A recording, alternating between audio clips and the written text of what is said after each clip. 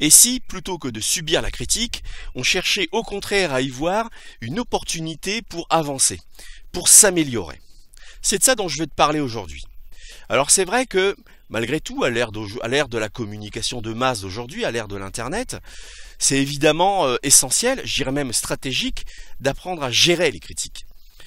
C'est stratégique parce que si tu gères mal les critiques, déjà, tu vas y laisser beaucoup d'énergie. Il va aussi y avoir une pollution, j'allais dire, mentale.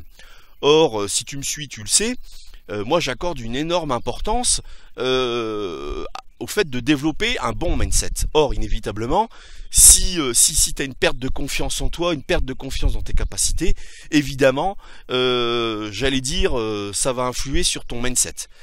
Et immanquablement, tes clients, tes donneurs d'ordre vont le ressentir, donc ils auront moins tendance à t'accorder leur confiance, ça va de soi.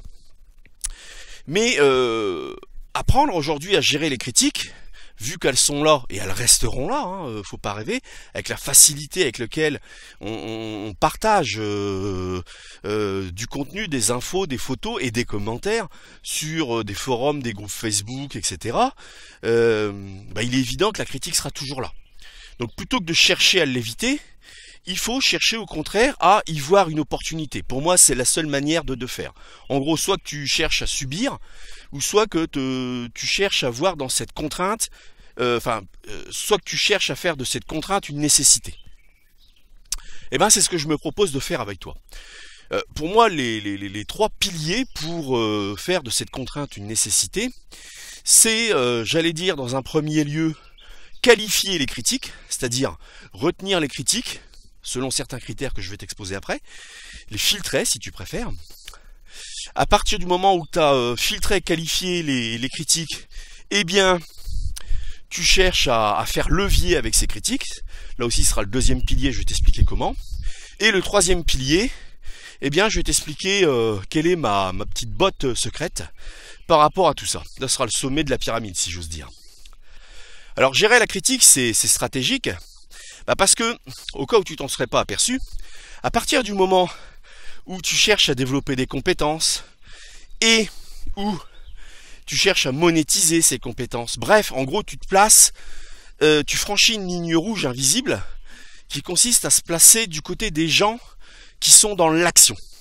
C'est-à-dire tu te places dans le camp des acteurs et non pas des players, des purs players. Immanquablement, tu prêtes à la critique. Parce que, comme dit l'adage, qui expose, s'expose. Et immanquablement, vu que tu partages, par exemple, une vision de la photo, une esthétique de la photo, eh bien donc, il y a donc matière à critiquer, puisqu'il y a quelque chose à commenter. Toi, si tu ne fais rien, évidemment, tu prêtes moins à la critique. D'où, encore une fois, l'autre adage qui dit il y a que ceux qui ne font rien qui se trompent pas. Mais c'est tout à fait ça, évidemment. Si tu fais rien, immanquablement, tu prêtes beaucoup moins flanc à la critique. Et tu prêtes beaucoup moins flanc à la critique que, comme je te l'ai déjà expliqué dans une de mes précédentes vidéos qui s'intitulait Une erreur que j'ai longtemps faite, si justement, vu que tu te places du côté des gens qui sont dans l'action, tu comprends que ce qui est important, c'est justement ce passage à l'action, c'est de concrétiser des projets, des choses, les amener à terme, quitte à ce qu'ils ne soient pas parfaits. Donc, immanquablement, si tu adhères à ce point de vue, eh bien donc, ça t'amène donc à partager des réalisations qui ne sont pas forcément parfaites, mais parce que justement, tu les conçois comme étant des étapes vers ton cheminement. Si t'as pas encore vu cette vidéo dont je faisais allusion à l'instant, je t'invite à la voir. Il va y avoir le petit i là qui va s'afficher où tu pourras consulter le lien de cette vidéo.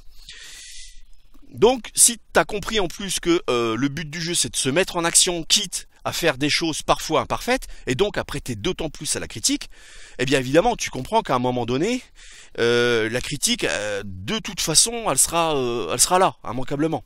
Et donc il faut apprendre à vivre avec.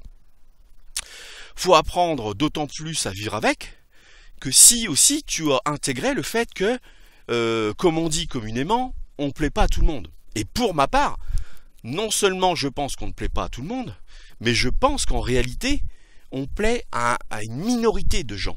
Là aussi, j'en avais parlé dans une vidéo que j'avais intitulée Buzzer ou matcher. Là aussi, tu pourras consulter cette vidéo.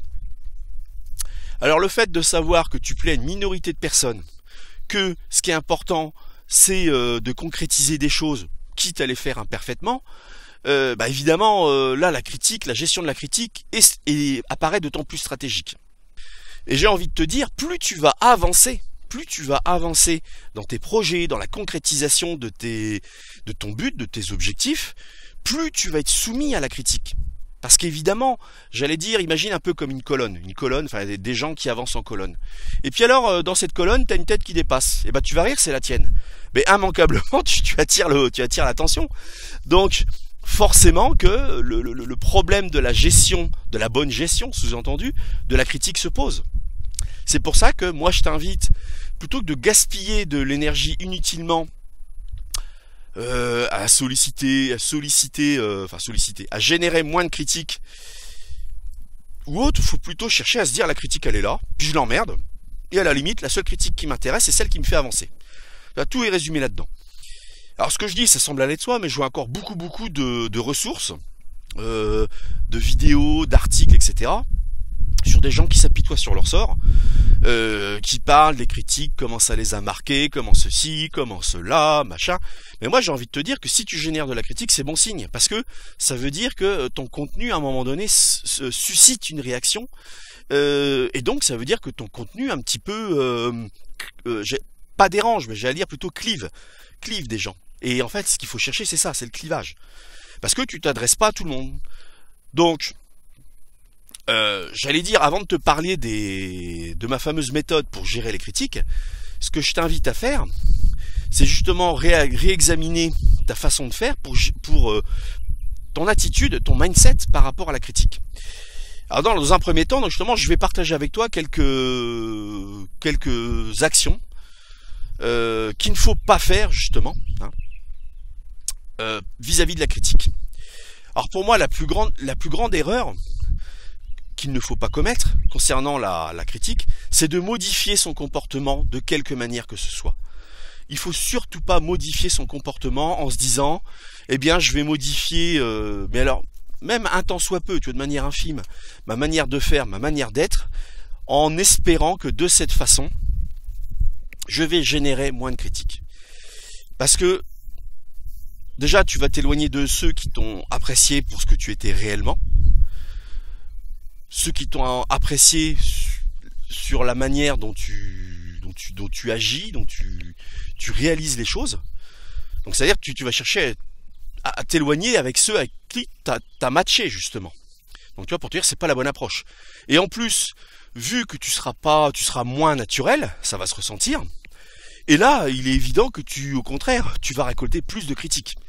Tu sais, c'est comme dans tout rapport de séduction, à partir du moment où tu cherches, enfin l'autre ressent que tu cherches à lui plaire, en étant plus consensuel, etc., etc. Et bien tout ce que tu vas obtenir, c'est du dédain. Tu vois. On ne désire que ce qui est inaccessible.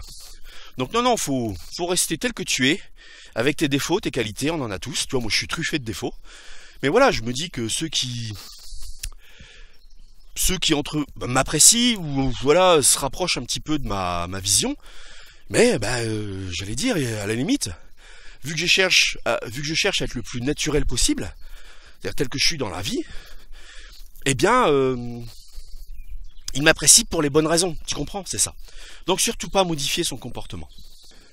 Le deuxième point, c'est de chercher à solliciter des avis à tort et à travers. Je dis ça parce que souvent sur des groupes Facebook, qui est à l'heure actuelle quand même l'un des meilleurs médiums pour partager ces photos, je vois les gens qui partagent des photos, alors que je trouve bien ou pas bien, ou moyennement bien, qu'importe, qui sollicitent comme ça des critiques à tort et à travers. C'est-à-dire qu'ils partagent une photo et ils disent critique bienvenue. Mais pour moi, ça n'a pas de sens de faire ça. Tu vois, moi, quelqu'un que je ne connais pas, qui me dit c'est bien ou c'est pas bien, je m'en fous un peu si tu veux, tu vois. Donc faut pas solliciter des avis comme ça à tort et à travers.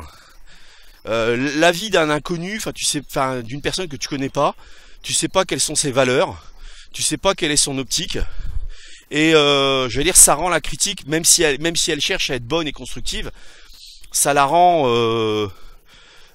improductive, parce que tu sais pas quelles sont les valeurs de la personne. Par exemple, moi, l'une de mes valeurs, mais que je cherche pas du tout à imposer aux autres, c'est que je partage pas ce point de vue qui consiste à retoucher à mort les photos, tu vois. J'ai peut-être tort, j'ai peut-être raison, mais c'est comme ça, je pense ça et puis pas autre chose.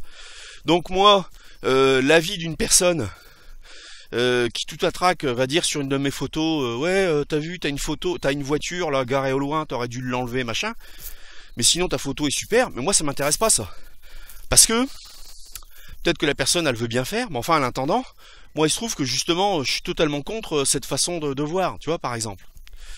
Donc pour te dire qu'il faut, ça sert à rien de demander des avis auprès de gens que tu connais pas. Tu vois, en fait, si tu veux, tu vois, dans la vie de tous les jours, tu vas pas demander des avis à des gens que tu croises dans la rue. Tu vois, c'est un peu la même chose, tu vois.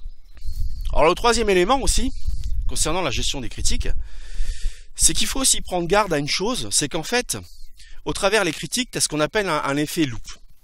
Tu vois, par exemple, lorsque tu vas au restaurant, que tu as bien dîné, que c'était dans un cadre agréable, avec des serveurs, des serveuses qui ont contribué au fait de passer une bonne soirée, ben en réalité, dans ce cas de figure-là, on pense rarement à déposer une critique favorable sur le site ou la page Facebook du restaurant.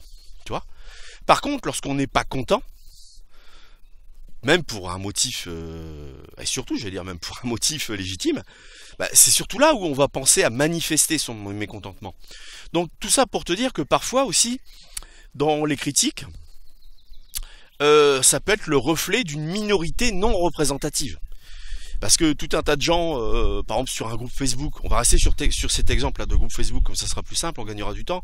Sur un groupe Facebook, si tu partages tes photos, tu pourras t'apercevoir que tu as X nombre de vues, mais bon, t'as que une ou deux critiques, t'as que une ou deux personnes qui ont pris le temps de s'exprimer pour manifester des réserves, par exemple. Mais ces gens-là, même si leur critique peut être constructive sur certains aspects, pour autant, reflète-t-il vraiment le point de vue de la majorité? Parce que c'est aussi ça qu'il faut prendre en compte. Donc il faut faire attention, il faut prendre un petit peu de recul par rapport aux critiques, parce que parfois tu as un effet grossissant venant de la part d'une minorité non représentative. Donc ça, faut jamais perdre de vue cet aspect des choses. Alors donc le premier pilier pour faire des critiques une opportunité pour avancer, la première question à se poser, c'est déjà justement de savoir quand solliciter ou quand générer des critiques. Je dis ça parce que, en fait, tu sais, quand tu es dans une première phase de création, première phase de développement d'une idée, d'un projet, c'est une phase où on a besoin de toute notre énergie pour réussir à exprimer notre vision. Dans ces moments-là, c'est une phase où on est fragile. On est fragile, et puis en même temps, vu que c'est le moment où on a besoin potentiellement du maximum d'énergie pour exprimer notre idée, et cette idée, cette énergie, il faut l'optimiser. Il faut surtout pas la disperser dans le fait de communiquer cette énergie créatrice, et il faut pas disperser cette énergie par le fait même de gérer de la critique. Donc déjà, le premier point que je te donnerai, c'est de savoir quand justement partager son travail, bien justement en vue d'optimiser son énergie. Partager des brouillons, des choses comme ça sert à rien. Il faut partager des choses abouties. Si ce n'est le produit fini, le produit quasi fini. Et là, éventuellement, la critique peut avoir une certaine pertinence. Parce que là, on parle d'un projet que tu as mené à son terme ou pratiquement à son terme. Parce qu'effectivement, en début de phase, en développement d'idées, tu es confronté à une multiplicité de choix potentiels. Et au fur et à mesure que tu avances, bien sûr, tu élagues, tu fais des choix. Et au final, tu finis par te concentrer sur, parmi tous les choix potentiels, tu finis par te concentrer sur ce qui, pour toi, s'avère être le meilleur choix possible, parmi d'autres. Donc c'est pour ça qu'il ne faut pas partager des projets en cours, des projets à l'état de de brouillon, d'inachèvement. Il faut toujours partager des visuels qui sont pratiquement ou finis, ou finis, complètement finis. Tu vois, ça c'est la première chose. Alors donc le deuxième pilier, ça va être par rapport aux critiques que tu vas recevoir, eh bien à chercher à filtrer, à qualifier les critiques qui vont te permettre d'avancer justement. Alors évidemment là, tout de suite, ça veut dire que tu élimines tout un tas de critiques, de commentaires sans queue ni tête. Tu vois, moi quelqu'un qui me, je sais pas moi, qui me traite de gros con ou d'enculé comme ça de but en blanc, et ça peut arriver. Eh bien, j'ai envie de te dire, je vois pas en quoi ça va m'aider à avancer. Alors justement, en parlant de filtrer les critiques, je vais te donner 3 critères pour t'aider à filtrer les critiques efficacement. Alors justement, le premier critère, ça va être de se demander est-ce que cette critique manifeste une volonté de m'aider. Évidemment, dans le cas où le mec il te traite de gros con ou je sais pas quoi, bon bah là la volonté d'aider est assez limitée manifestement. Donc là déjà je crois que tu peux éliminer ce genre de commentaires. Le deuxième point, le deuxième critère, c'est de savoir si la critique elle est constructive. C'est-à-dire que est-ce que cette critique te permet d'avancer? Est-ce qu'elle t'offre une piste pour avancer? Tu vois, quelqu'un qui te dit j'aime pas ta photo, tu devrais arrêter de faire de la photo et penser à faire autre chose. Bon, je vois pas en quoi ça va, même si elle dépose ce commentaire en pensant t'aider, ça c'est que son avis, qui est forcément relatif par définition. Et puis dans son commentaire, il n'y a pas trop de pistes pour t'aider à avancer. Donc là aussi, je crois que tu peux éliminer ce type de commentaire. Le troisième critère, c'est un peu plus subtil, c'est de s'interroger sur, comment dirais-je, les compétences de la personne qui émet cette critique. Là, c'est déjà plus intéressant. Tu sais, tu as tout un tas de personnes bien pensantes, c'est-à-dire qui veulent t'aider, qui veulent, qui veulent t'aider à avancer, mais j'allais dire qu'ils n'ont pas de compétences. C'est-à-dire, imagine comme si tu accepterais les critiques d'une personne qui est totalement étrangère à la photo ou au monde de l'image. Bon, parfois sous un vernis qui peut sembler un peu intéressant, en réalité, ça peut être dangereux même d'écouter ce genre de personnes. Tu sais, c'est un peu comme également lorsque tu cherches à développer au travers la photo, tu cherches à développer un business, c'est-à-dire tu cherches à générer des revenus. Là, dans ces cas-là, tu as toujours tout un tas de personnes qui vont te dire ce que tu dois faire, même si c'est des gens qui n'ont jamais rien entrepris. C'est des gens qui n'ont jamais rien entrepris et ils vont te dire quelle politique de marketing tu devrais appliquer, quelle politique de communication tu devrais mettre en œuvre, quoi d'autre encore, quel type de photo tu devrais faire, et ainsi de suite. Bon, même si ça peut venir des fois de proches qui auraient envie de t'aider, le fait est que, j'allais dire, s'ils n'ont pas un minimum de compétences dans le domaine de la photo et dans l'entrepreneuriat, eh bien c'est dangereux. C'est dangereux, parce que ça peut t'amener à faire que des conneries, d'écouter les mauvaises personnes, des fois, voilà.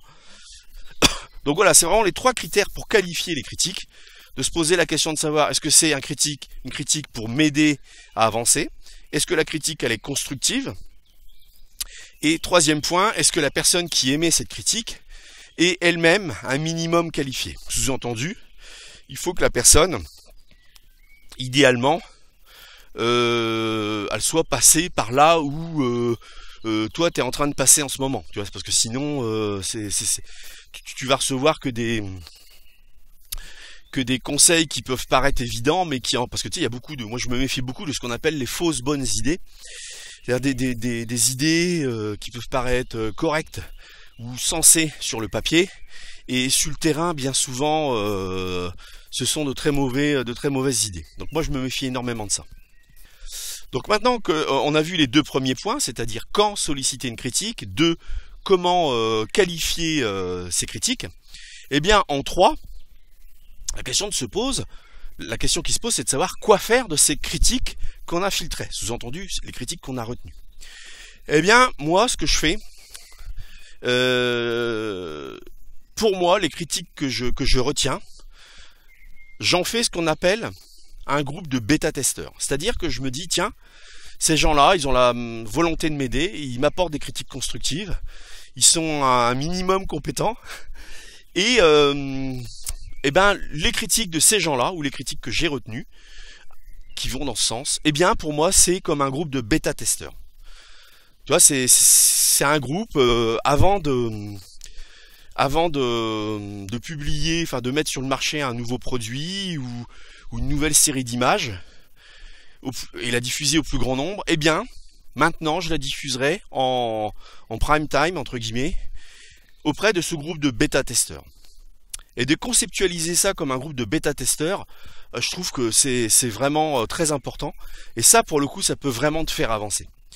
Ça peut te faire avancer parce que finalement, dans ce groupe de bêta-testeurs, t'as en gros, au final, deux grands profils. T'as le profil des sceptiques et t'as le profil des fans. Alors le profil des fans, c'est intéressant parce que en général, ils t'encouragent. Donc des fois, ils peuvent valider certaines idées que tu as, certaines pratiques que tu veux mettre en place. T'as le feedback. Parce qu'en fait, c'est ça, au travers le groupe de bêta-testeurs, c'est ce que j'aurais dû dire. Ce qu'on va chercher à faire avec ce groupe de bêta-testeurs, c'est d'échanger de la critique contre du feedback. Ça va être ça. Et on va chercher à mettre en œuvre cette politique au travers ce groupe restreint que tu as qualifié. Et donc, dans ces scénarios de feedback, je te dis, donc tu as les fans et puis les sceptiques. Alors les fans, bah voilà, ils vont parfois te confirmer dans tes idées, dans ta vision des choses. Au travers leur retour positif, bien sûr, ils vont aussi te galvaniser. Ils vont te galvaniser et tu vas être plein d'énergie justement pour passer d'autant plus à l'action.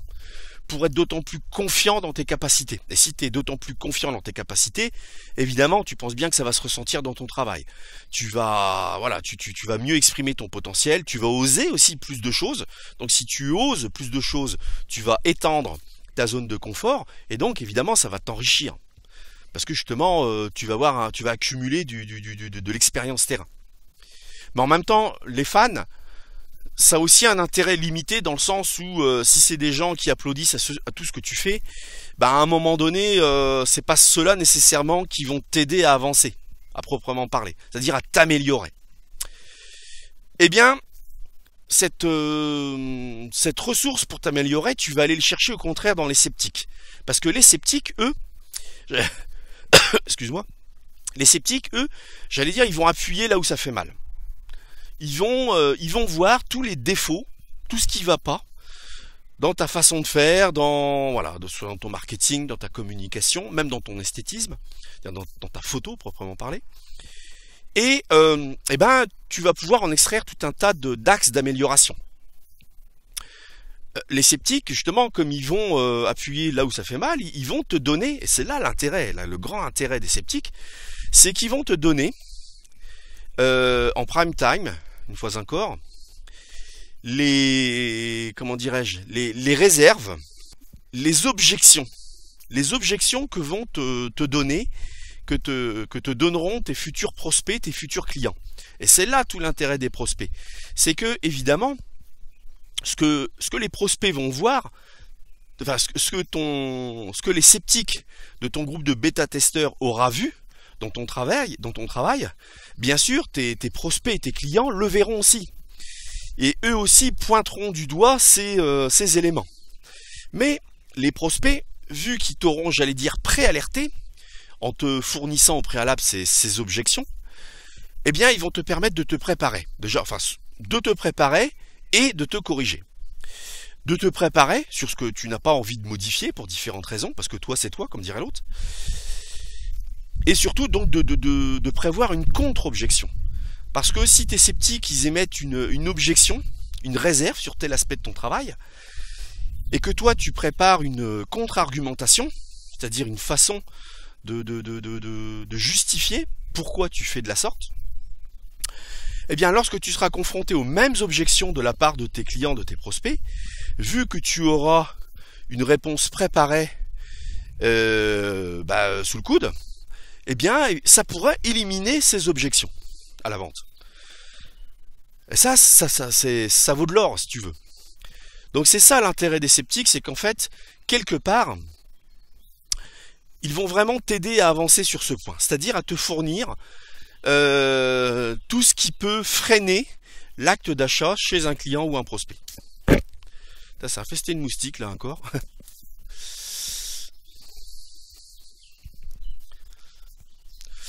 Alors après, malgré tout, dans ce groupe de bêta-testeurs, quelque part, il y a un troisième groupe, qui est pas un groupe en soi, mais bon, parfois, faut être préparé à le gérer. Bah, c'est pas une catégorie des bêta-testeurs, à moins d'être sadomaso, mais je veux parler des haters. Aujourd'hui, évidemment, avec le phénomène, avec Internet, voilà, les haters font partie du paysage. Alors non pas qu'il faille accorder une certaine importance aux haters, mais enfin, parfois, l'intérêt des critiques des haters, il y a aussi un message qu'ils veulent te faire passer. Il y a aussi un feedback qu'ils veulent te passer que personne ne t'a passé. Personne n'a osé te passer ce feedback. Alors je vais prendre un exemple pour te faire comprendre mon point de vue. Tu vois, aujourd'hui, justement en parlant d'internet, tu sais, tu as le phénomène vente privée, showroom, showroom.com, showroom privé, je sais plus. Tu as le phénomène Groupon, etc. Et puis, tous les jours, ils envoient à leurs adhérents des offres. Dans ces offres, bien sûr, tu as des prestations de photographes, par exemple. Alors, le modèle économique, c'est d'attirer des clients prospects, j'allais dire, avec un prix avantageux. Admettons, je sais pas moi, je vais donner un chiffre rond. Pour 50 €, votre shooting d'une heure avec relooking inclus et avec un tirage ou 2 tirages en 20-30. Bon. Alors la personne qui va prendre rendez-vous, qui va réserver, elle se dit, bah voilà, pour 50 €, j'ai mon shooting, j'ai mon relooking, et puis à l'issue, j'ai mes, admettons, 2 tirages en 20-30. Bon. Bien sûr, toi, tu peux pas vivre de ça. Ton véritable but, toi, c'est de dire, si la personne, voilà, elle est satisfaite des photos, de dire, voilà, moi, je vous imprime 2 photos. Bon, en général, tu choisis les 2 plus pourris. C'est con à dire, mais enfin, c'est comme ça. Et puis le client va dire, tiens, mais il y a plein d'autres photos qui ont été réalisées, moi ça m'intéresse de les voir. Et toi à ce moment-là, ton but, c'est de chercher à lui vendre la totalité du shooting, tu sais, sous forme de CD et ou de tirage photo. Pour le coup, tu fais payer. Hein. Et puis, par exemple, tu peux dire, voilà, le shooting photo, bon, je veux dire un truc, il y a 50 photos. Et bien, les 50 photos sur CD, eh bien, je vous l'ai fait à, je sais pas moi, 350 €. Ou plus, ou moins, enfin moins, ce serait pas... Mais plus, bon, ça peut être jusqu'à 500 boules. Eh bien, à ce moment-là, le client, il va se dire, non, mais attends, moi j'ai adhéré à showroom privé, à Groupon, à machin, là, pour faire des bonnes affaires. Pour moi, c'était, en gros, c'était limite lui qui me payait pour faire des photos, tu vois. Donc là, maintenant, on m'annonce que c'est moi qui dois un peu... sortir les bifetons de la poche, moi ça me plaît pas trop ça. Et la personne,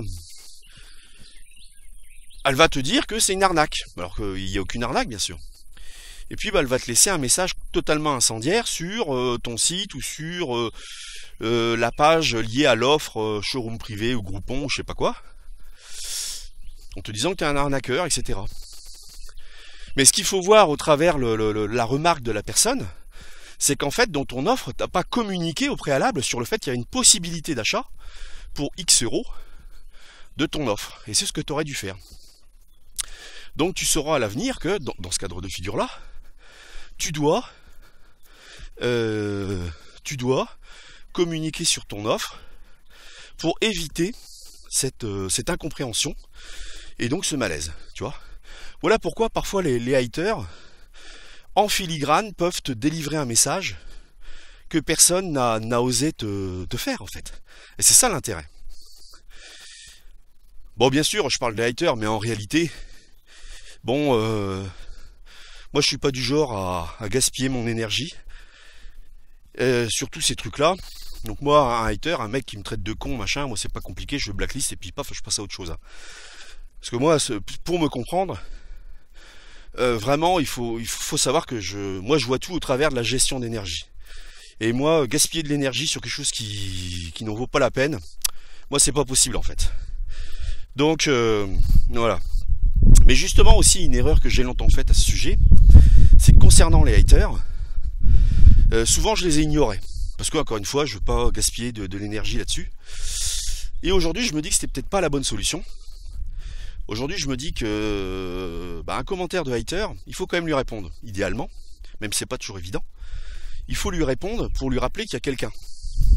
Il y a quelqu'un derrière la photo diffusée sur un groupe Facebook ou autre. Parce que voilà, la critique est facile. Mais encore une fois, dans la vie de tous les jours, dans la vie, un mec que tu connais pas, que tu croises, et puis de but en blanc, il te traite de connard, bon, tu vas lui choper la manche, tu vois, puis peut-être avec ton autre main, tu lui colles un pain dans la gueule, tu vois. Moi, j'aurais tendance à être comme ça quand même. Donc voilà, mais quand tu réponds au mec, tu dis non mais attends, moi je partage des photos auprès d'un public normalement passionné, intéressé. Si toi, tout ce que tu as à me donner en retour, eh ben c'est ton venin là, écoute, désabonne-toi du groupe, t'as rien à foutre ici en fait. Même si mes photos te plaisent pas ou tu les trouves nulles, t'as pas à injurier gratuitement les gens comme ça quoi. Et le fait de rappeler ça aux gens, souvent, ils te répondent. Et puis le mec il s'excuse pas vraiment, mais il module son propos. Justement, il va dire non, mais c'est pas que je voulais dire que t'étais un connard, c'est simplement que j'aime pas ce que tu fais. Mais justement, tu vois bien qu'il y a une différence entre justement traiter quelqu'un de connard et puis lui dire qu'on n'aime pas trop ce qu'il fait. Et puis j'allais dire aussi le fait de pas répondre aux haters, les mecs ils prennent ça pour du mépris. Et en général, tu vois, ça les excite, tu vois. Et donc ils ont encore plus envie ils ont pas envie de te lâcher, tu vois. Donc rien que pour ça aussi, des fois, c'est bien de répondre. Alors après cette digression, on va aborder ma fameuse arme secrète que je voulais partager avec toi. Moi, mon arme secrète, tu vois, une fois que tu as choisi une fois que tu as bien déterminé quand tu dois partager ton travail, une fois que tu as trouvé ta méthode pour filtrer les critiques et pour en faire justement un groupe de bêta-testeurs, ce qui chapeaute la pyramide pour moi, par rapport au fait de gérer la critique, eh bien, c'est de choisir une personne bienveillante que tu connais, donc vraiment une personne que tu connais, hein. Tu sais qui elle est, tu connais ses valeurs, elle connaît les tiennes, etc. Tu connais son parcours, elle connaît ton parcours, elle sait ce que tu veux faire, toi tu sais ce que la personne fait, et cette personne, à cette personne-là seulement, eh bien tu choisis de partager ton travail. Je veux dire que cette personne aura un accès privilégié à ton travail, même en gestation, sachant que à cette personne-là, tu lui accordes de la confiance, et de cette personne-là, tu auras une critique, un peu comme un coach, si tu préfères. Tu auras des conseils avisés. Alors, encore une fois, je t'ai dit de choisir une personne. Peut-être que dans ton entourage, tu vois bien, admettons 2, voire 3 personnes capables d'occuper ce rôle. Tu peux d'ailleurs que tu lui attribues d'ailleurs sans que lui-même soit au courant. Hein. Mais d'avoir plusieurs personnes, c'est pas bien, parce que chaque personne va t'exposer un petit peu la stratégie qu'elle mettrait en place à ta place. Mais seulement d'avoir plusieurs stratégies, c'est dangereux, parce que une stratégie, si tu veux, faut la suivre, j'allais dire, intégralement ou pas.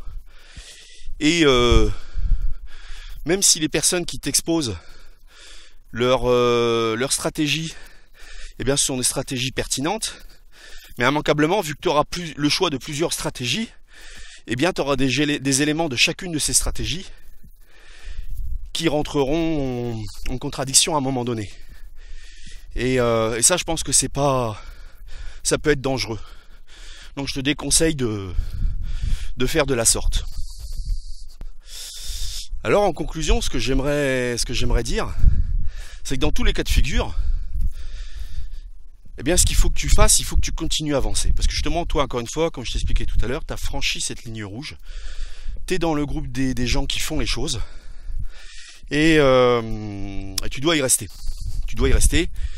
La pire des choses à faire, c'est de se dire, bon, allez, j'ai reçu des critiques qui m'ont pas plu. Eh bien, ils ont raison finalement. Je vais refranchir la ligne rouge, mais dans l'autre sens. Et je vais retourner bien sagement du côté des gens qui sont que spectateurs, qui sont que players de ce que font d'autres gens. Et puis voilà, je vais arrêter d'imaginer que je peux m'élever, que je peux m'améliorer. Je vais abandonner l'idée que je puisse exprimer mon plein potentiel. Je vais abandonner ça. Et puis, je vais continuer à rêver que dans une prochaine réincarnation, eh bien qu'en gros, je prenne ma vie en main, que je sois acteur de ma vie. Et puis voilà. Bon, t'as compris que c'est surtout pas ce qu'il faut faire. Toi, ton but, si t'es sur cette chaîne, c'est que tu veux avancer, vaille que vaille, à ton rythme, à toi, en suivant ton chemin, à toi. Et puis voilà, jusqu'à ce que, justement, ton travail, ton optique, résonne avec les bonnes personnes. Donc, la critique, elle est là, il faut simplement apprendre à la gérer. Faut, au contraire, puisqu'elle est là, y voir une opportunité. Et là, j'ai essayé de t'expliquer, de partager avec toi dans cette vidéo, eh bien, ma façon de faire pour gérer les critiques. Et pour, de quelque chose qu'on subit, en faire plutôt un levier pour avancer. Je crois que c'est la meilleure chose à faire. Bah écoute, je te souhaite bien le bonjour chez toi, je te souhaite de faire de belles photos, continuer à avancer, de t'accrocher, vaille que vaille. Pour reprendre la devise du 21e RIMA, croche et tiens. Et puis, nous on se dit à bientôt dans une prochaine vidéo. N'hésite pas à liker, à partager, même histoire d'emmerder le monde. Et puis, à bientôt. Allez, salut!